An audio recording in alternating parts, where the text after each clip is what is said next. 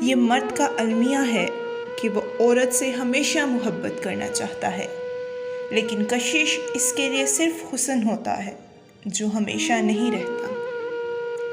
ضروری نہیں ہے کہ گہنے ہی چمکیں، حیا کی سادگی بھی عورت کو چار چاند لگا دیتی ہے۔ حیا اور وفا اگر کسی عورت میں ہے تو اس سے بڑھ کر کوئی دوسری عورت خوبصورت نہیں ہو سکتی۔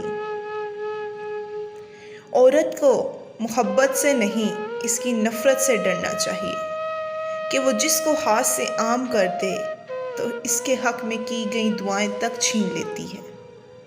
عورت ملکیت کے نہیں، محبت کے حصار میں جینا پسند کرتی ہے۔ عورت کی بربادی اسی وقت شروع ہو جاتی ہے جب اس کی حسن کی تعریف ایک غیر مرد کر رہا ہو اور وہ کم عقل اس پر خوش ہو رہی ہو۔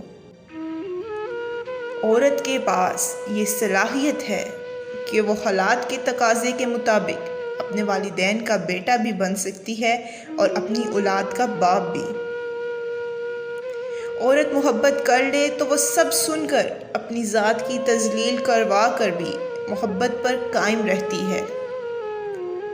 کمزور سے کمزور عورت بھی طاقتور ہو جاتی ہے جب اسے عزت دینے والے مرد کا ساتھ مل جاتا ہے۔ عورت کی دوستی عورت کے ساتھ جچتی ہے، مرد کے ساتھ عورت صرف نکاح میں اچھی لگتی ہے۔ وہ جھونپڑی جہاں عورت مسکراتی ہے اس عالیشان محل سے بہتر ہے جہاں عورت روتی ہے۔ لوگ عورت کو فقط جسم سمجھ لیتے ہیں، روح بھی تو ہوتی ہے، اس میں یہ کہاں سوچتے ہیں۔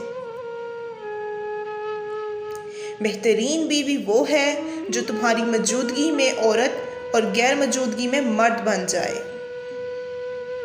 عورت کے لیے ضروری ہے کہ گناہ کرنے سے پہلے وہ خود اپنے آپ پر ترس کھائے، کیونکہ گناہ کرنے والی عورت کو توبہ کے بعد صرف اللہ معاف کرتا ہے، لوگ معاف نہیں کرتے۔